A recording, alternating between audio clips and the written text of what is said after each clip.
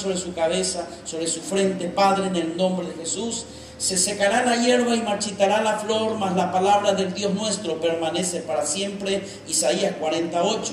También dice tu palabra en Josué 1:8 y 9, dice: nunca se apartará de tu boca este libro de la ley, sino que de día y de noche meditarás en él, para que hagas y guardes, y conforme a ello empieces a actuar, para que todo te vaya bien y todo te salga absolutamente bien y seas prosperado en todo. Por eso mira que te mando que te esfuerces, no temas ni desmayes, porque Jehová tu Dios estará contigo donde quiera que tú vayas. Está escrito también en Isaías 55, 10 y 11, que tu palabra es como la lluvia y la nieve que viene sobre la tierra, la riega y la hace sembrar y la hace germinar y producir, da pan al que come, da semilla al que siembra. Así será tu palabra, no volverá vacía. Así será tu palabra en esta tarde, en este día, Dios de los cielos, donde no volverá vacía. Hará lo que tú aquello has determinado antes de la fundación del mundo. El cielo y la tierra podrá pasar, mas tu palabra no pasará. Mateo 24, 35. Santifícanos en tu palabra. Juan 17, 17. Porque tu palabra santifica, la verdad santifica. En el principio era el verbo, y el verbo era con Dios, y el verbo era Dios. Y esta palabra, Señor, de Juan 1:1 es lo que voy a transmitir en esta hora, pero que sea viva y eficaz y más cortante que espada de dos filos, penetra hasta partir el alma, el espíritu, las coyunturas, los tuétanos, discierna los pensamientos y las intenciones del corazón, porque no existe nada creado que ante los ojos de nuestro Creador esté expuesto y desnudo y abierto para rendir cuentas delante de Él, como dice Hebreos 4, 12, 14. Y sobre todas las cosas, Señor, como dice en Timoteo, oh Dios mío, redarguye, exhorta, reprende, enseña, y sobre todas las cosas, Señor, produce en nosotros medicina a nuestro cuerpo y refrigerio para nuestros huesos, como dice en Proverbios capítulo 3, versículo 8. En el nombre de Jesús, lámpara es tu pie a tu palabra, a nuestros pies tu palabra, y lumbrera nuestro camino, como dice el Salmo 119, 105. En el nombre de Jesús,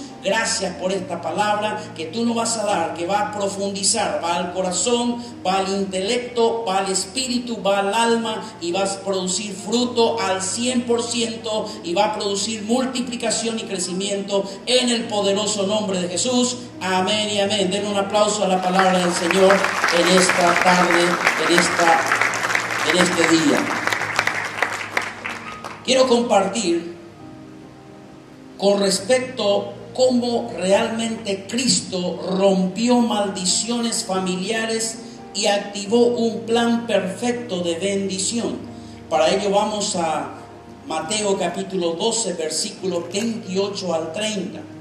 Vamos a hablar de la familia y voy a usar mucho la palabra genética o ADN, el famoso ácido desoxirribonucleico, que habla del ADN, lo que somos en esencia.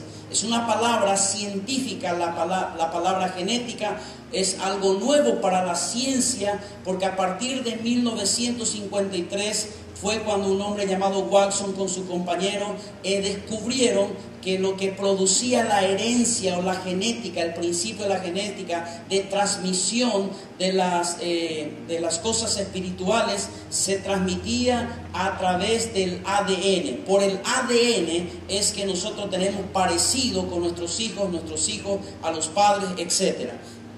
Dice: pero si yo por el Espíritu de Dios echo fuera los demonios, ciertamente ha llegado a vosotros el reino de Dios.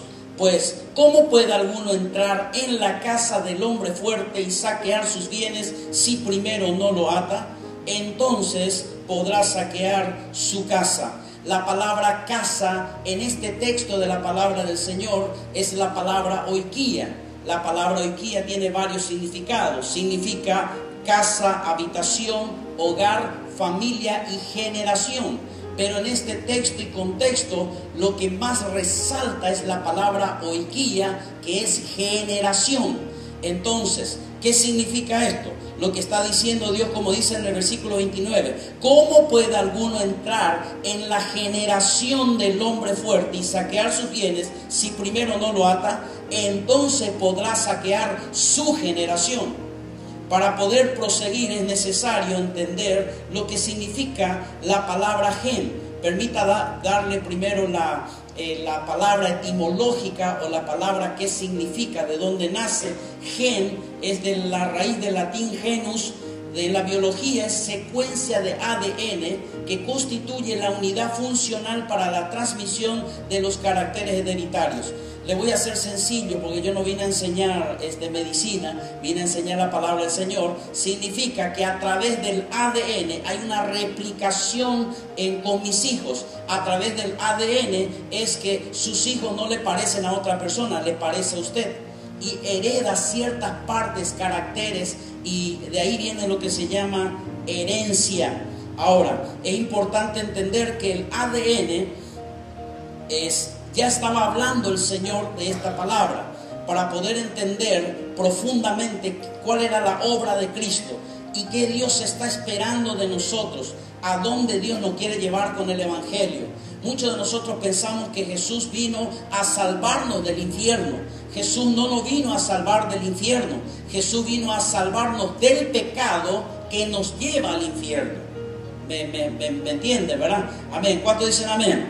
Entonces es importante entender que el problema conductual del hombre, yo como psicólogo le voy a decir algo muy importante. La psicología se enseña que usted, a través de ciertos hábitos que usted le enseña a una persona puede hacer cambios conductuales o cambios de conducta.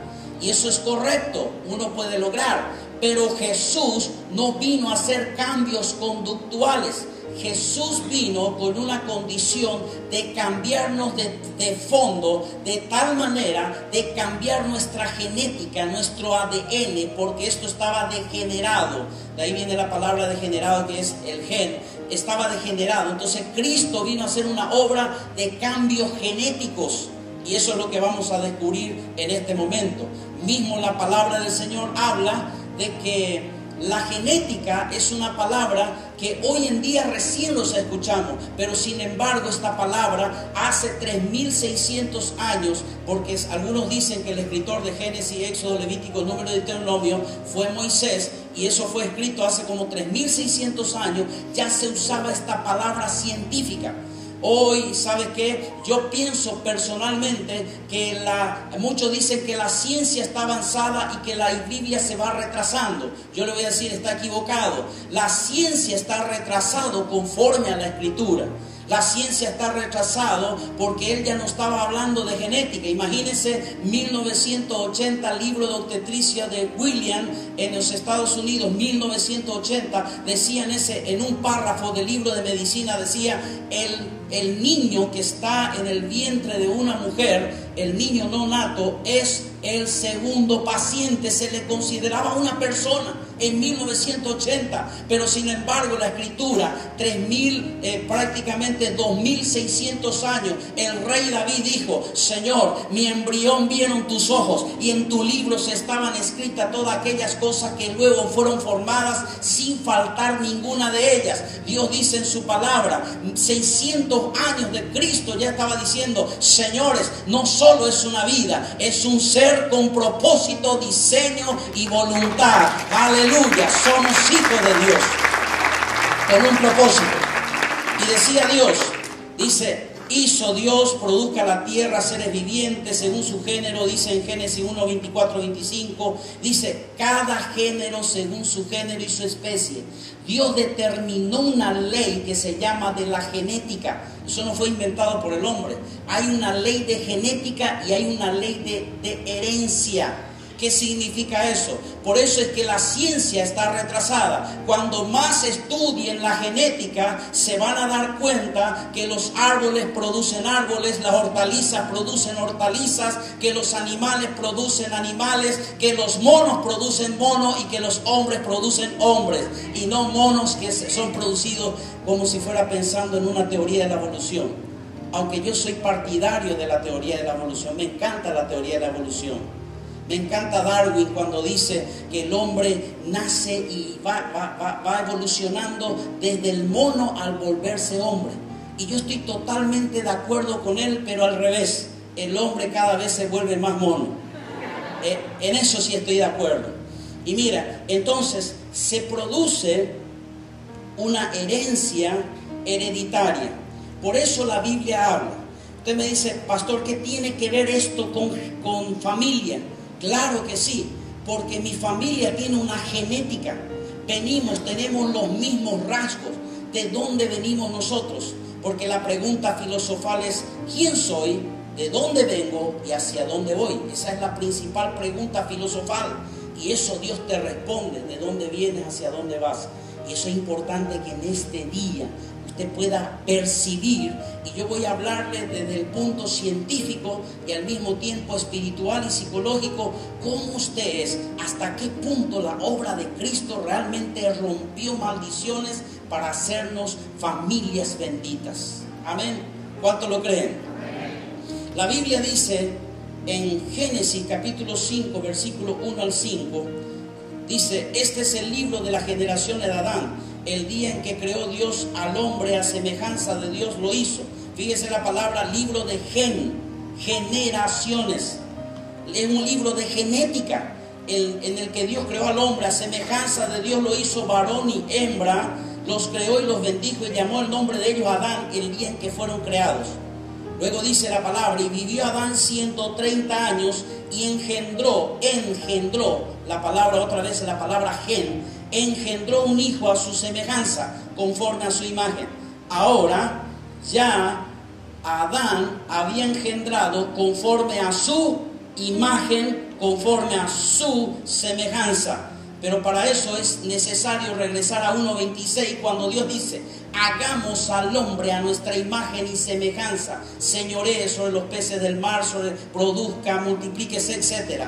Pero ¿sabes qué? Para que usted entienda y vea la escena, ¿qué fue lo que pasó? Dios le hizo del barro con sus propias manos al hombre Dios, pero para que él tenga esa esencia, por eso él le sopló el ruach. La palabra ruach es la palabra espíritu, es la palabra que significa vida, significa esencia. En otras palabras, es la esencia misma de Dios. Mire, así para hacerlo más claro y profundo, lo que Dios hizo cuando sopló sobre el hombre, Dios le sopló su ADN. Y cuando sopló su ADN, el hombre se levantó y se dio cuenta que era a imagen y semejanza de Dios. Por eso era hijo de Dios Adán. Y la genealogía dice, Mateo 1 y Lucas 3, dice que Adán y Eva eran hijos de Dios. Hijo de Dios. Adán, hijo de Dios, aparece en el libro de genealogía o de generaciones, o en el libro de genética, por así decirlo. Aparece que Adán era hijo de Dios. Pero ¿qué sucedió con el hombre? El hombre fue engañado por el enemigo, el diablo, y luego la palabra enseña que él fue expulsado del paraíso. Pero lo peor que a Adán y a Eva le pasó no fue haber perdido el paraíso. Lo peor que pudo haber pasado con el hombre es que se fue degenerando en su imagen y semejanza de Dios. Se fue degenerando, se fue transformando en otro hombre que el cual Dios no le creó, porque al entrar el pecado en el hombre empezó, y de ahí viene la palabra, esa palabra que se usa, degeneración. De ahí viene la palabra que se suele usar, degenerado. Y estoy hablando en el concepto real de la palabra y en el concepto etimológico de la palabra gen. Y entonces el hombre se degeneró.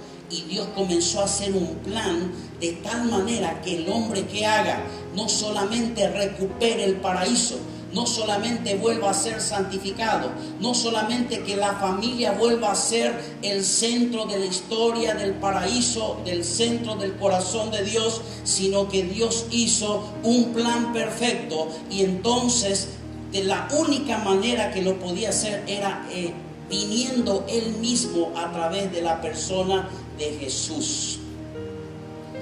Por eso dice la palabra, es muy importante entender esto. Ahora bien, Jesús vino para romper eso. ¿Cuál era el problema? Que Adán, ¿qué fue lo que hizo? Él tenía ya un cuerpo pecaminoso, una mente pecaminosa, pensamientos y vida pecaminosa. Se degeneró. Y luego la Biblia dice que Adán comenzó a generar personas igual a él. Y de allí viene la expansión en todo el mundo por causa del pecado, la maldad y todo lo que el hombre representa. Ahora bien, La Biblia también habla sobre maldiciones generacionales y bendiciones generacionales para la familia. Dice en Éxodo 25: no te inclinarás a ellas ni las honrarás, porque yo soy Jehová tu Dios fuerte, celoso, que visito la maldad de los padres sobre los hijos hasta la tercera y cuarta generación de los que me aborrecen. Mira, Dios visita la maldad, dice, hasta la tercera y cuarta generación. Tercera, diga conmigo, tercera y cuarta, recuérdelo. ¿Hasta cuándo visita el Señor? Tercera y cuarta generación. Ahora, Dios visita la maldad de aquellos que le aborrecen por hasta tercera y cuarta generación. Es decir, que es muy importante mi decisión. ¿Qué voy a hacer con mi vida? Por eso, escuche bien, ¿por qué? ¿Qué tiene que ver la generación con la familia? Porque todo lo que tú decides, tus hijos tendrán las consecuencias. Si tú decides servirle a Dios, tus hijos tendrán consecuencias beneficiosas y poderosas en el Señor. Pero si nos apartamos de Dios, lo mismo va a suceder con nuestros hijos. Lastimosamente es la ley de la genética y de la herencia. Y Dios dice, pero eso es hasta la tercera y cuarta generación. Pero aquí estamos nosotros. ¿Cuántos son nacidos de nuevo? Amén. Diga conmigo, soy nacido de nuevo. Y allí dice la palabra: conoce pues, Deuteronomio 7:9, que Jehová tu Dios es Dios fiel, que guarda el pacto y la misericordia a los que le aman y guardan sus mandamientos hasta 1000 generaciones. Aleluya. Yo no sé si usted está entendiendo. Dios dice, te bendigo por 1000 generaciones. Yo no estoy hasta la tercera ni a la cuarta. Voy a pensar en los hijos de tus hijos, de tus hijos, de tus hijos, hasta llegar a 1000 generaciones. Porque aquel que toma una decisión por Dios, Dios dice, yo le tomo en cuenta por 1000 generaciones. Y vamos a descubrir a través de la palabra del Señor, por la ley de la herencia.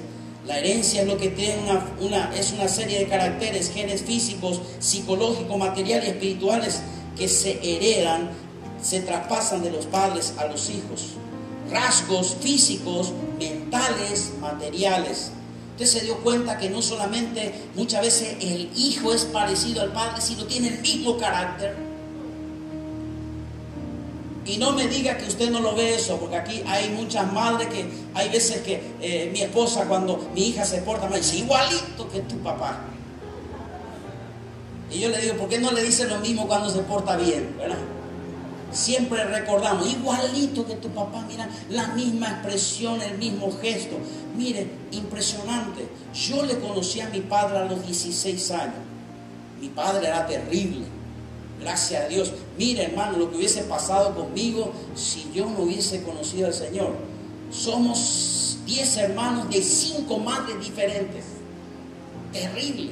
Y yo le conocí a mi padre a los 16 años. Y a los 16 años después me fui, me reconocí y volví para mi casa. Luego fui a visitarle cuando tenía 18 años. Y hermano querido, cuando me vieron mis hermanos, porque somos así, estábamos unidos como familia, me dice, cámbiate el peinado urgente, deja de caminar así porque soy igualito a papá. Y no queremos otro aquí. Con un Vera ya nos conformamos. Y le digo, yo usaba de costado el cabello y me dijeron, me hicieron rapar porque no querían verle a otro papá, a otro Vera. En serio le estoy diciendo. Y me raspé el cabello, me quité todos los pelos y empecé a llevar hacia atrás, porque ellos me decían, ahora sí más o menos parece decente, me decía, ¿verdad? No sé por qué me dijeron eso, pero la cuestión es que era idéntico. Inclusive hay veces yo me río de mí mismo, porque yo hago un gesto, cuando estoy medio nervioso, empiezo a silbar, y mi padre es lo mismo, pero yo no lo he visto, pero tengo los mismos gestos, tengo el mismo rasgo en muchas áreas. Eso es lo que se transmite por herencia, por genética, porque es una ley. Ahora bien, también la Biblia enseña algo muy importante que quiero recalcar. Dice un dicho, no es proverbio, no sé si es árabe, si es chino, no sé de qué país es, pero hay un dicho muy conocido, dice, árbol torcido no se puede enderezar. ¿Cuánto escucharon ese refrán? Árbol torcido.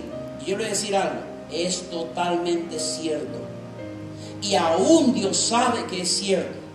Una persona que tiene un estilo de vida pecaminoso y ya empezó en esa vida, es imposible que cambie de conducta.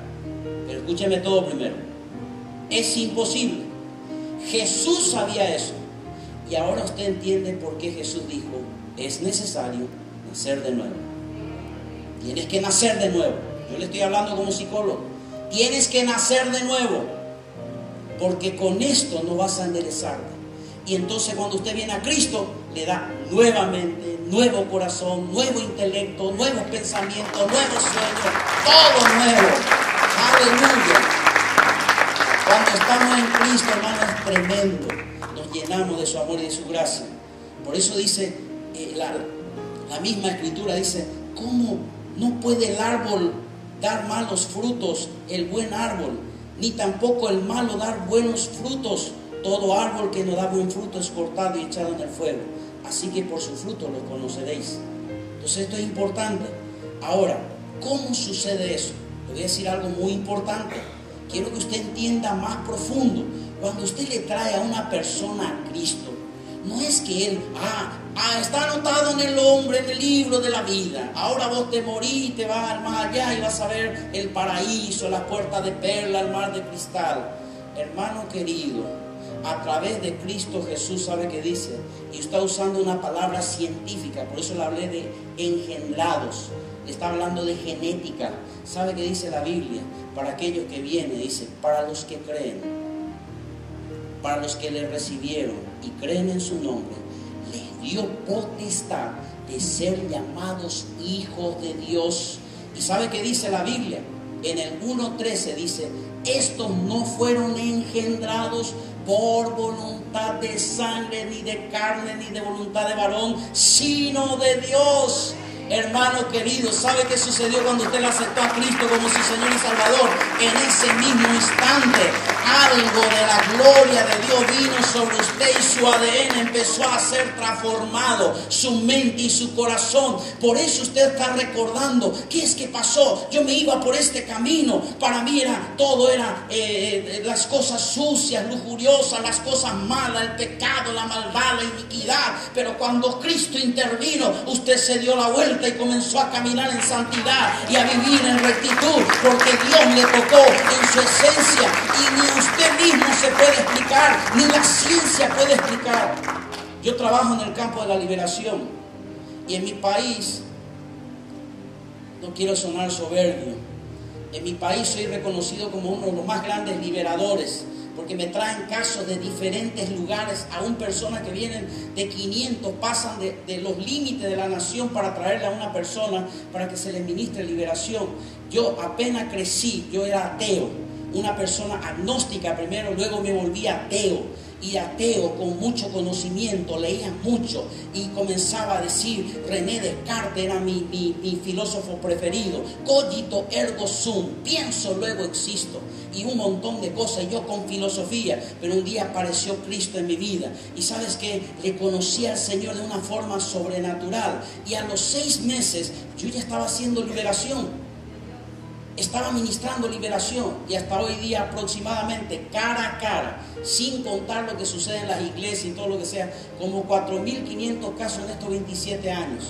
Personas que estaban metidos en lo más profundo de lo que usted se imagina. Personas que hicieron sacrificio de vida humana. Sacerdotisas, brujos, satanistas de alto nivel. Pero ¿sabes qué? La gente dice, ¿cómo hiciste? ¿Cómo es que una persona que viene con una camisa de fuerza sale de la habitación no solamente libre, sino hablando en otras lenguas, alabado y bautizado? Es que Cristo tiene poder. Su sangre tiene poder. Hermano, la sangre de Cristo es más allá de lo que usted se imagina. La sangre de Cristo tiene un poder, pero usted, hermano, de transformación y de liberación profunda, y cambia a las personas totalmente. Es impresionante lo que Dios puede hacer en el poder del Espíritu Santo. Y hermano, cuando usted está trayendo una vida, no solo está cambiando una vida, está cambiando una generación. Porque esa generación, díganme pastores, cuando ustedes tomaron su decisión por Cristo, perfecto, pero se dio cuenta que afectó toda su generación. Se dio cuenta que cuando tú tomaste la decisión por Cristo, no te afectó solo a ti. Hoy, a mi madre, yo le voy a decir algo, a lo mejor no quiero sonar mal, pero quiero decirle algo. Yo a mi madre jamás le prediqué, jamás, porque aprendí un principio, y ahora usted me va a entender. Yo he predicado por todas partes, pero a mi madre nunca le prediqué ni a mi hermano. A mi madre y a mi hermano le testifiqué, le mostré lo que era ser cristiano, les bauticé, y a mi madre también ya le bauticé. Hace más de 7 años mi madre es bautizada, porque ella vio el poder de Dios y dice: yo quiero lo que tú quieres. Porque muchas veces predicamos, pero la gente escucha lo que digo, pero no ve lo que yo estoy diciendo. El testimonio es impresionante. Por eso es necesario nacer de nuevo.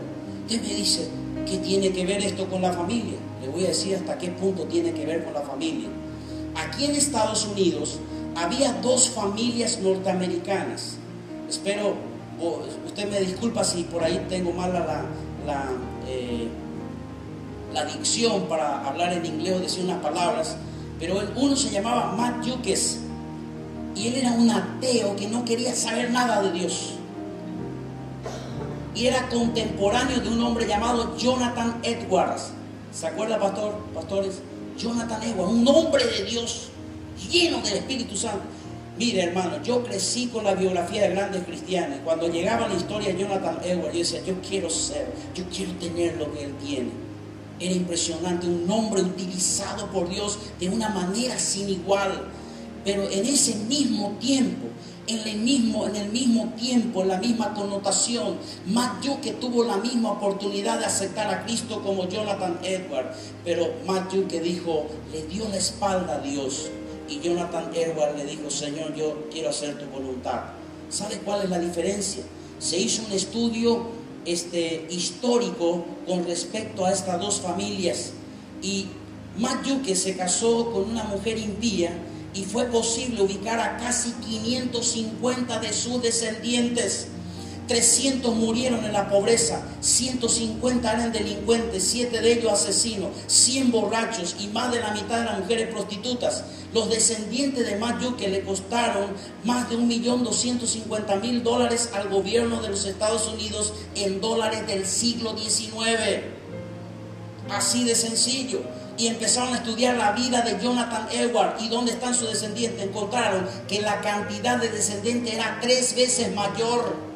Y encontraron a sus descendientes 1394. ¿Y sabes qué descubrieron? De este hombre devoto que se casó con una mujer de Dios, que amaban a Dios y que se esforzaron. Ellos eran gente que no tenían poder económico, pero tenían a Dios y se esforzaron, hicieron la voluntad del Señor. Y ellos, de sus descendientes, de los 1394, 295 se graduaron en la universidad, de los cuales 13 fueron rectores de la universidad, 65 profesores, 3 fueron elegidos senadores de los Estados Unidos, 3 fueron gobernadores estatales, otros 5 fueron enviados como embajadores a países extranjeros.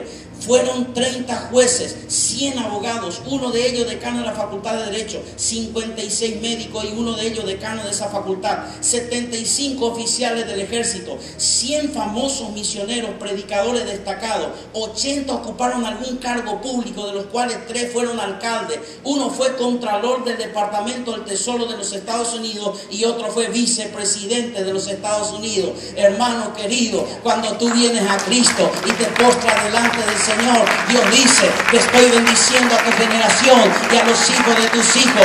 Y hermano querido, tú no viniste para un cultito en esta tarde, tú no viniste como para alabar y levantar tus manos, tú viniste a cambiar tu generación, tú viniste por tus nietos, tú viniste por tus hijos, tú viniste por tu familia, tú viniste por tu casa. Dios vino para llevarte a su gloria y mostrarte y decirte: oh, te estoy anunciando, hijo, que tú eres bendito por mi generaciones. Que hace, alaba a Dios y levanta tu mano y apláudele si es necesario, porque vale la pena ser un hijo de Dios.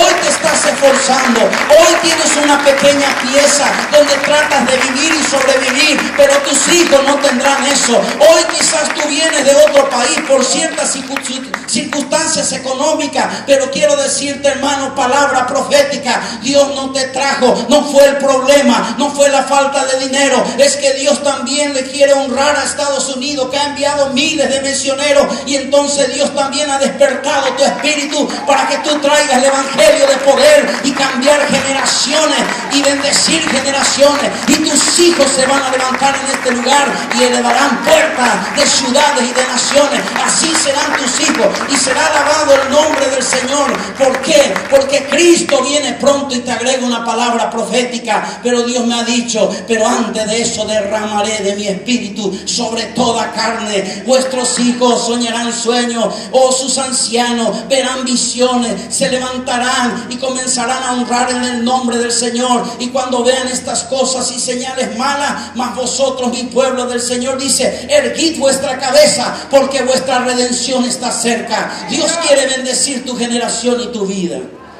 Aleluya. Quiero demostrarle por la Biblia. Le hablé científicamente, históricamente, pero ahora quiero demostrarle rápidamente por la Biblia cómo es que se cumple la maldición, la visita de la maldad hasta la tercera y cuarta generación. Cómo afecta una decisión. Usted puede estar sentado mirando y dice: ¿acepto o no acepto? ¿Qué hago? Usted no sabe cuán importante es su decisión. Cuán importante es ganar almas para el Señor. Cuán importante es ganar una generación para el Señor. Y vamos a utilizar la historia de 4 Herodes. Lo voy a hacer rápidamente.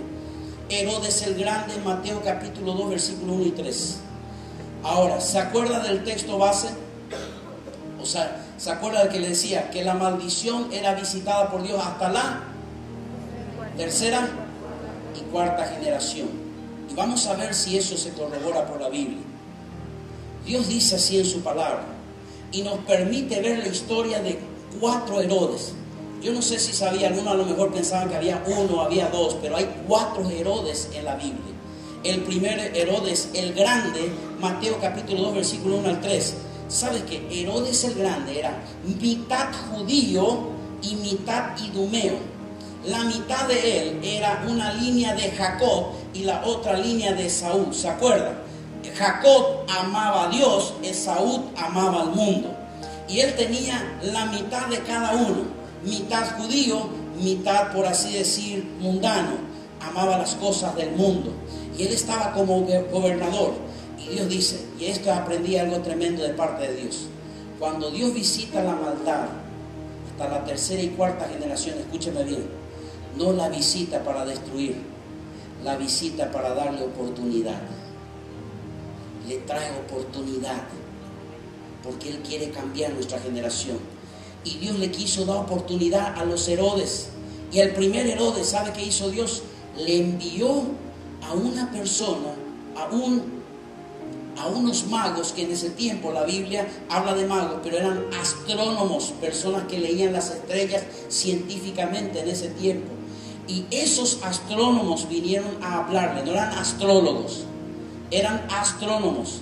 Y estos astrónomos le vinieron a hablar al rey. Le dice: las estrellas dicen, y la palabra profética dice, que de Belén nacería, y hemos visto su estrella, ese rey ha nacido. Y la parte de Jacob de Herodes dijo: yo quiero adorarle a ese Jesús. Pero luego meditó y pensó: dígame cuando le encuentre, dígame dónde está. Y él empezó a decir: si yo me voy y le presento mi corona a ese rey, yo perderé mi reinado en Judea, voy a perder mi reinado sobre Israel. Y entonces él dijo: prefiero y voy a negar. Y no solamente negó la oportunidad de adorar al rey, sino rechazó y mató a niños menores de toda una ciudad, menores de 2 años. Y dijo: no hay problema. Pero entonces dice: la primera oportunidad. Diga conmigo: primera oportunidad. Ahora viene la segunda. Herodes Antipas, Marcos 6, 14 al 28. El hijo de Herodes el Grande. Entonces Dios le visita a este Herodes. Ahora fíjese cómo se fue degenerando los hijos de Herodes. porque este hijo le quita la esposa a su propio hermano y se casa con la esposa de su hermano. Y de tal manera que al hacer eso comenzó a degenerarse más. Y entonces Dios dice: pero yo quiero darte una oportunidad, Herodes Antipas. Este era Herodes Antipas I. Y le dice: Juan el Bautista fue a predicarle. Pero ¿sabe qué sucedió? Le mandaron a la cárcel. Y le decía buenas cosas, da gusto escuchar, pero cuando hablas de pecado, ahí no quiero escuchar. ¿Sabe que la iglesia, aleluya, yo estoy de acuerdo, absolutamente de acuerdo a la prosperidad, estoy totalmente de acuerdo con las bendiciones, pero hermanos queridos, también hay que hablar sobre santidad, también hay que hablar momentos de pecado, de maldades, de iniquidades. Todo tiene su tiempo, todo tiene su momento. Y hermano querido, le decía, mientras tú me hablas de bendición no hay problema, pero cuando me hablas de pecado, y entonces una vez se cansó y le mandó decapitar a Juan. Y Dios dijo: va, la segunda. Ahora viene la tercera. Herodes Agripa I escuchó de los milagros y de la resurrección de Jesús, pero de igual forma mandó matar a Santiago y encarceló a Pedro, y aunque fue rescatado sobrenaturalmente, no creyendo, mandó matar a los que le custodiaban. Y sabe que este hombre era más terrible, porque no solamente mandó matar a Jacobo, sino quería asesinar también a Pedro. Y por más que Dios le mostró señales, prodigios y milagros, igual no se convirtió. Sabes que hay mucha gente que ve milagros, gente que ve gente sanado por el poder de Dios y sigue incrédulo en su silla, sigue incrédulo por más que haya visto milagros. Pero Dios te está dando una oportunidad. Y a este tercer Herodes le visita, y este hombre se levanta un día y dice: señores, y empezó a hablar, y el pueblo dijo: tú no eres Dios para hablar así. Y en ese momento, por cuanto se constituyó como en lugar de Dios, vino un ángel, le tocó y murió comido por los gusanos. Así de sencillo. Pero Dios dijo: yo soy fiel a mi palabra, visito la maldad hasta la tercera y cuarta. Y dijo el Señor: todavía tengo un cartucho más, así que voy a visitar a Herodes Agripa II. Y entonces dijo: esta es mi última oportunidad, dijo Dios. Yo quiero cambiar la generación, la genética de los Herodes. Quiero que me sirvan porque yo le amo. Dios no quiere que nadie se pierda. ¿Se acuerdan de ese texto? Dios no quiere que nadie se pierda. Y entonces Dios le habla a cualquier persona, no importa, pero le estaba hablando. Y entonces Dios dice: necesito asegurar. Y habló y con el apóstol Pablo, el cual llenó 3 continentes con la palabra del Señor. Un hombre prodigioso en palabras, en hechos, en acciones y milagros portentosos. Y Dios le envió al apóstol Pablo. Pablo comenzó a disertar delante de Herodes Agripa II, y dice que durante todo un tiempo le escuchaba, pero cuando le hablaba del dominio propio y el pecado, decía: bueno, andate, llévale un ratito a la cárcel que se tranquilice, después quiero volver a escuchar. Porque Herodes sabía la Biblia, porque era mitad judío, era de una descendencia judía, conocían las leyes de Dios, sabían lo que pasó con Jesús, cómo resucitó, cómo su hijo le había, su nieto le había mandado matar a Jesús, sabía todo de los milagros, conocía todo. Pero en un momento dado, ¿sabes qué? Le dice Pablo, le dice, comienza a hablar, dice: tienes que haber una diferencia, la única diferencia son mis cadenas. Tú eres un hombre natural y común y corriente como yo. La diferencia está en que yo estoy encadenado y tú estás en esa silla. Y entonces le dice, se levanta el rey Agripa II y dice: cállate Pablo, porque por un poquito me persuades a ser cristiano. Yo estoy seguro que hay gente que viene, porque aquí tengo un equipo tremendo de alabanza, adoración. Hay gente que viene y dice: yo vengo por la alabanza, la adoración. Otros vienen por la predicación. Otros vienen por el trato. Algo me impactó de lo sugiere. Les felicito, hermano. Por favor, háganle llegar a esos que estaban ahí con una flechita ahí en el estacionamiento. Porque no es una cuestión de usted recibe dirección. Excelente, pastor. Porque la primera presentación es lo que tú ves. Ahí Sergio me dice: pastor, lo que tú necesites, lo que hagas. Están ahí atentos, prestos. Hermano, usted no sabe cuánto representa esto. Pero lo más maravilloso, cuando yo entro y ahí están con su flechita, allí te están indicando. Pero no están ahí. Se ríen, se gozan. Mira, ya está, te estoy mostrando el camino. Hermano querido, es tremendo. Es tremendo el hacer la voluntad de Dios. Pero hay mucha gente que va a venir por causa de los ujieres. Y de repente termina el pastor de predicar y la gente sale y dice: pastor, si hubiese predicado 3 minutos más me convertía. Estuve a 3 minutos de convertirme. Y Herodes no se convirtió. Y toda la familia de Herodes fue al pie del monte Vesubio. Conozco varios países de Europa donde estuve ministrando: Inglaterra, España, Francia, etc.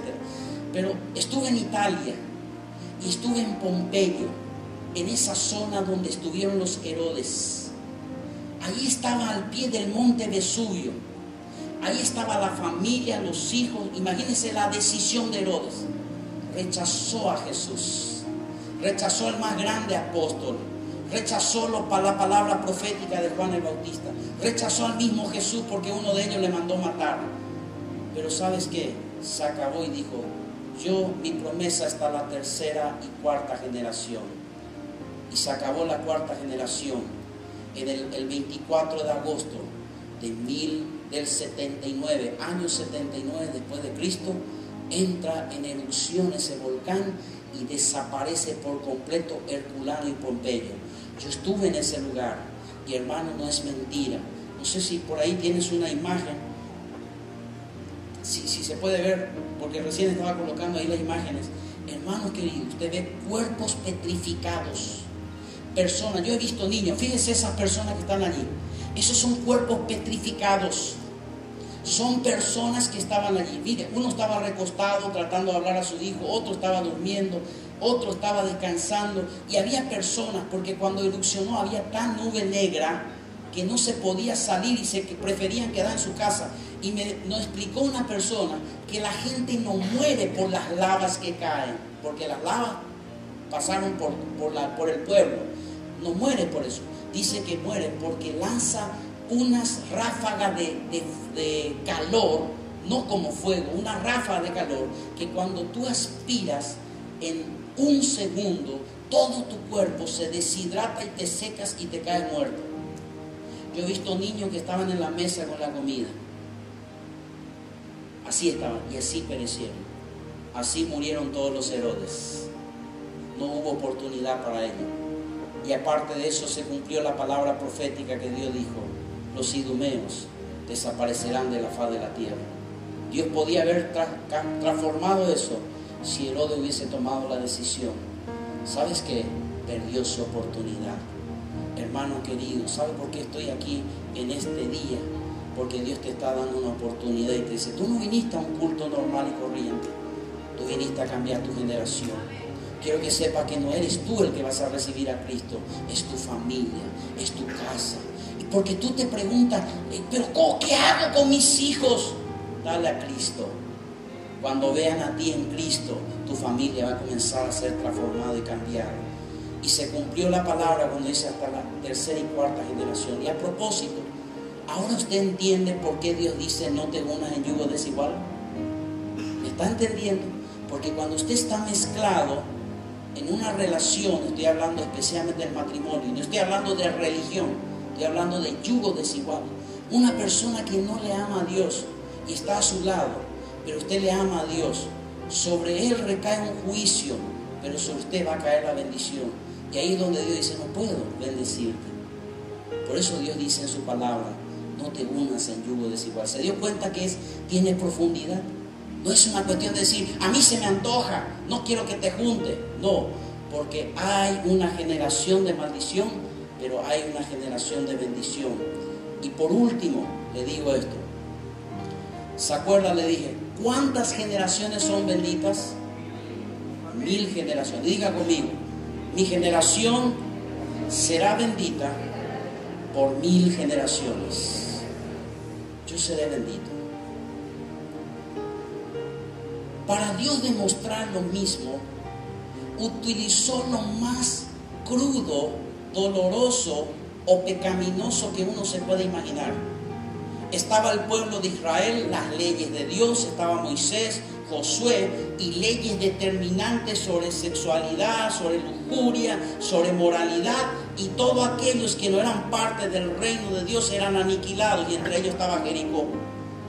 Y en Jericó no solamente había una mujer de Jericó que era mundana, terrible, que adoraba a otros dioses. Aparte de eso, agregaba que era una prostituta de la calle. Y más que prostituta, era una madama, era una señora que tenía su propio prostíbulo. Le iba bien el negocio. Ninguno de nosotros se atrevería a decir, por ejemplo, y gloriarse. Yo creo, espero, ¿verdad? La mente natural, normal, vamos a decir, gloriarse, decir, alguien dice, mi hija está estudiando la facultad, está en el 4º año de abogacía y está a 2 años de terminar, me siento orgulloso, me siento bien porque ella es médica, ella es doctora, ella es ingeniera. Yo no conozco a alguien que pasa aquí adelante, pastor, tengo un testimonio, quiero decirle que mi hija es la mejor prostituta de la ciudad, ¿verdad? Nadie tiene vergüenza. Va a tener vergüenza. Nadie va a decir, mi madre es una prostituta. Va a tratar de esconder. Se dio cuenta qué terrible. Pero los ojos de Dios miran cosas que nosotros no entendemos. Porque Dios mira lo más profundo del corazón. Yo no estoy juzgando a la prostituta. Porque hay veces que esas personas, por haber situaciones y motivos, entraron en esa vida. Quizás golpeados por muchas cosas. Pero también Dios puede hablarle y tratarle. ¿Y sabe qué es lo más maravilloso? Lo más maravilloso es que entraron 2 espías. Ya estaba determinado el juicio sobre Jericó. Ningún sobreviviente. Y dijo, mata todo, niño de pecho, todo. Aniquila y quema la ciudad. Consúmela por completo. Y los de Jericó sabían eso. Por eso cuando entró los 2 espías, dice, en este negocio he estado mucho tiempo, dijo Rahab. Y le miró, yo estuve ya con el moabita, estuve con el de Jericó, estuve con el egipcio, esto que tienen nariz larga, estos son israelitas, estoy seguro. Y les reconoció que eran israelitas.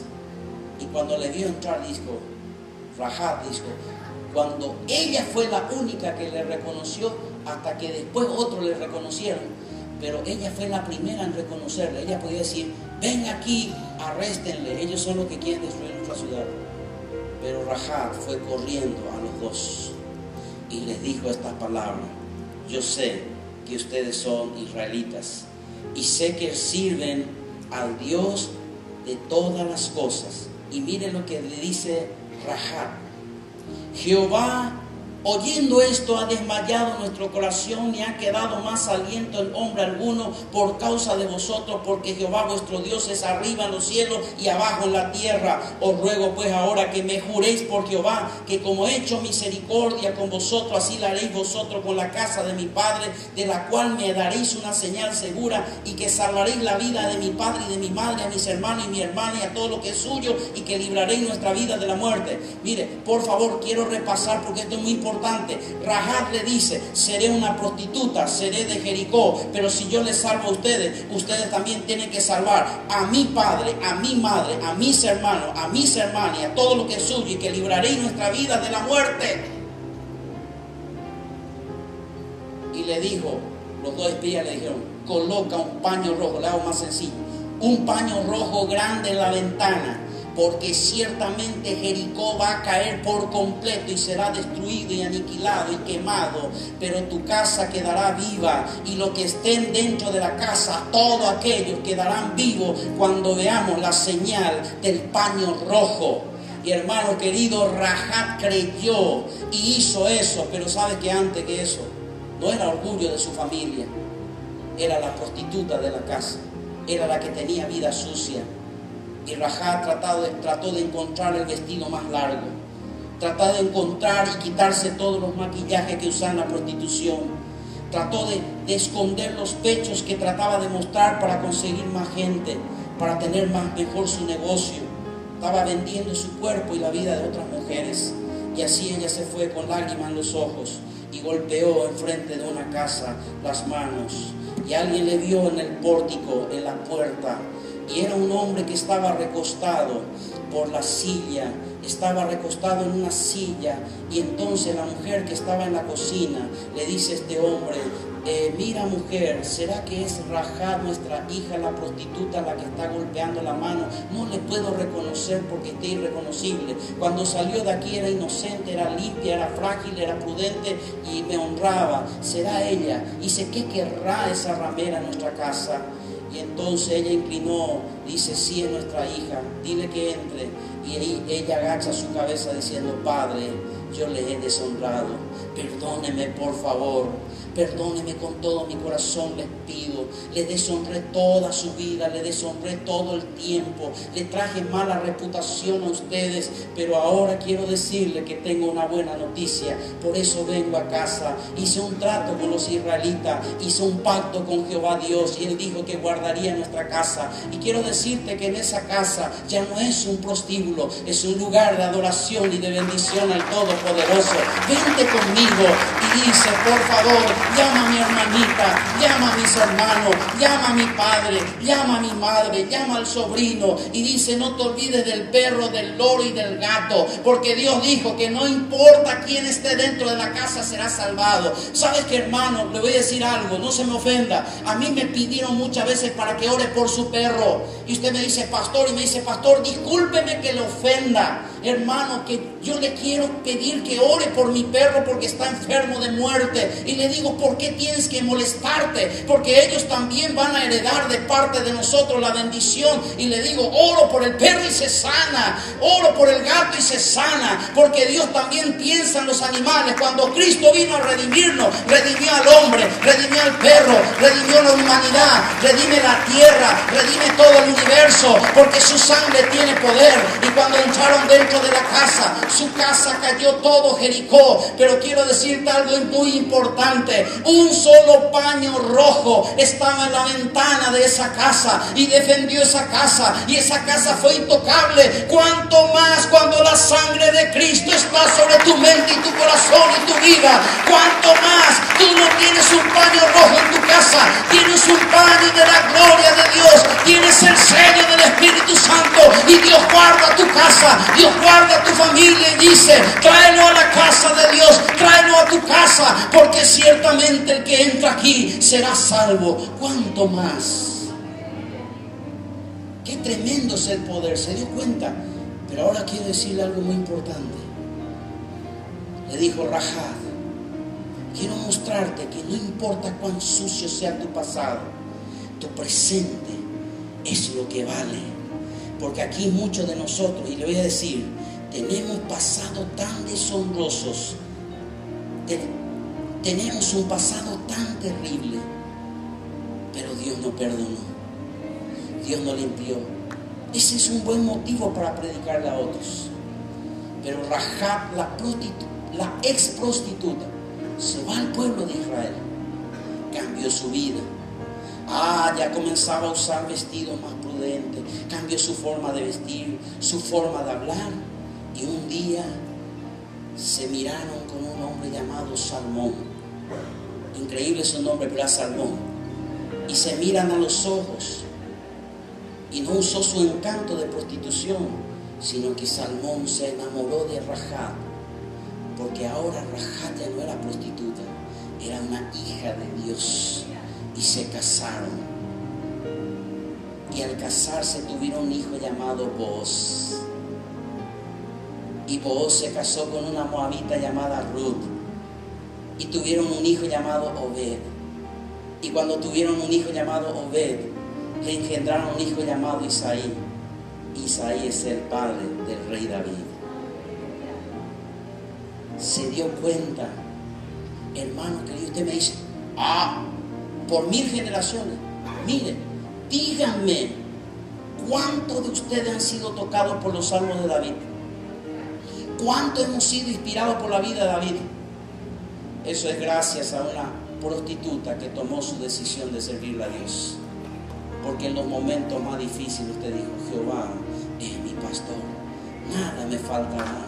En lugares de delicados pastos me hará descansar, junto a agua de reposo me pastoreará. Me siento que estoy en tinieblas, Jehová es mi luz y mi salvación. 27:1. Oh Señor, me siento que tengo temor, pero el que habita al abrigo del Altísimo morará bajo la sombra del Omnipotente. Diré yo a Jehová, esperanza mía y castillo mío. Pero estoy perdiendo la confianza. Salmo 125. Los que confían en Jehová son como el monte de Sión, que no se mueve, sino que permanece para siempre. Porque así como Jerusalén tiene monte alrededor de ellas, así Jehová está alrededor de su pueblo. Y esta palabra sigue vigente, porque una prostituta tomó la decisión de decir, y nació un rey reconocido como el príncipe de Israel, el gran cantor de Israel, el hombre que trastornó y trajo el arca del pacto de Dios y levantó un templo poderoso con todas sus ofrendas, y él levantó gloria y honor, y se levantó y se restauró Israel, y dice que le llevó a una gloria sin igual. Y entonces un día Dios le muestra y le dice, Rahab, ven aquí, te quiero mostrar algo. Ya estaba en el reino de los cielos, así como cuando Jesús dijo, Abraham se gozó cuando iba a ver mi día, ¿se acuerda? Porque él podía hablar y podía entender lo que pasaba. Y sabes que ahí estaba Rahab en medio de Abraham, en medio de otros, ahí sus sucesores, y le dijo, Rahab, ven conmigo, te voy a mostrar que yo soy fiel a mi palabra y que bendigo por 1000 generaciones a las familias que me sirven, porque de tu simiente, de tu generación, de tu genealogía me nacerá el más grande rey de los reyes, que será llamado el Señor de señores, el príncipe de paz, aquel que será admirable consejero, Dios fuerte, Padre eterno, aquel que va a ser la rosa de Sarón, el lirio de los valles. Oh, apláudale a Cristo de la gloria, aquel que te levantó. Hoy Dios está pensando en tus hijos, tú estás pensando en sobrevivir mañana, tú estás pensando en el día lunes, pero Dios ya está pensando por ti por 1000 años, diciéndote, tengo preparado un destino, tengo preparado un diseño para ti, y quiero hacer mi voluntad perfecta sobre tu vida. Qué tremendo es. Diga conmigo, yo no soy cualquier cosa en Cristo Jesús. Soy profeta, rey y sacerdote. Hermanos queridos, el diablo siempre nos ataca, y termino con esta ilustración. Hoy tengo un título universitario, masterado, licenciatura, pero no era así. Cuando yo estuve en el segundo año de economía quería ser empresario y me preparé para ser empresario, tenía las mejores notas. Para hacerle rápida la historia, Dios me llama y me dice, deja la universidad y sígueme. Yo quiero que hacer algo más grande contigo. Tengo otro plan. Le obedecí a Dios a ciegas. No era esa persona que era, como se dice vulgarmente, burro. Tenía las mejores notas, todos 5. De 1 al 5, 5. Todos 5. Y dejé la facultad. Y empecé a entrenarme en la palabra, en la música y en muchas cosas. Luego de unos 7, 8 años tuvimos una reunión de ex compañeros. Y cada uno de nosotros nos presentábamos. Terminé en un colegio de clase media alta. Y al terminar en ese colegio, todos mis compañeros decían, mira, aquí está el doctor, el abogado tal, el arquitecto tal, el ingeniero tal, el médico tal. Y cada uno tenía un título universitario. Y cuando llegaron a mí, yo no tenía título universitario. ¿Y tú qué eres? Y agaché la cabeza, pastor, le dije. Porque en ese tiempo, estoy hablando de hace como casi 25 años atrás, casi 30 años atrás. Yo terminé en la promoción de 1983, 1986 en el colegio Monseñor Lasaña, un colegio salesiano, colegio privado de mi país. Terminé allí y estaba pasando, son 30 años, y en ese tiempo pasó esos 20 años, serían porque 10 años pasó, nos encontramos y ahí estaba. Y entonces yo guardé algo en mi corazón, dije, Señor, yo pensé, no le dije nada a Dios. Me equivoqué porque podía haber sido pastor y un empresario y pastor. Yo no estoy diciendo, puede ser las dos cosas, hermano. Yo no estoy diciendo que deje la facultad ni el estudio en la universidad. Estudie, prepárese, tiene que vivir guiado por el Espíritu Santo. Y guardé mi corazón y sentía vergüenza de mi condición, porque yo, teniendo capacidad, podía haber sido universitario y terminado una carrera. Y estaba allí Pero alguien me llamó por teléfono una vez. Me dijo: pastor, venga a orar. Un muchacho se golpeó la cabeza. Se golpeó la cabeza y llevó la parte frontal por el parabrisas. No se hizo daño, pero cuando regresó para atrás, el daño fue más grave en la parte de atrás, la zona occipital se llama. Tiene un coágulo de sangre del tamaño de un limón. Y él está inconsciente ahora en el hospital. Y me dice: ¿podemos ir a orar por él? Yo tomé mi Biblia y el Señor me dijo: ¿qué hacemos? Le dije. Y me dijo: toma un poco de aceite pequeño. Y llevé un poquito de aceite. No sabía si iba a tener oportunidad. Llegué a ese lugar. Un hospital muy grande en mi país, muy grande, de pasillos largos de casi 100, 200 metros, serían, no sé, casi un cuarto de milla, largos, grandes, anchos, de mucha gente. Y estaba allí yo con mi aceite en mi bolsillo y con la Biblia estaba orando. Yo no estaba pensando nada más. Y me dijo el Señor, porque uno tiene que ser sensible al Señor, y me dice: acércate a los doctores. Cuando iba saliendo, el doctor era el único en ese tiempo que podría hacer una operación del cerebro, un paraguayo que hizo su especialidad en Estados Unidos, en Europa, y era el único. Tenía solamente el estudio de medicina como casi 22 años, solo en medicina, sin contar el colegio y la escuela. Y este hombre le habla, y estaba con él el segundo, que también estaba siendo preparado para eso, y le dice, y toma una hoja y le llama: ¿quién es la madre? ¿Quién es el hermano? ¿Quién es la familia? Eso así le habló, crudamente. Dice: sí, soy yo, dice la señora. Señora, discúlpeme, pero yo necesito decirle y hablarle con verdad. Su hijo probablemente va a morir, pero vamos a hacer un intento con una operación. La operación cuesta aproximadamente $10,000. Dice: ¿dónde conseguimos? El hermano dijo: no te preocupes, mamá, yo vendo la casa y mandamos a operar. Pero le dice: hay un problema. Dice: quiero que me firmen este papel, porque en este papel dice que usted está comprometido de que vamos a permitir operar a su hijo, pero lo más seguro, hay un 90% que él va a morir. Y si él vive ese 10%, va a estar en coma como vegetal.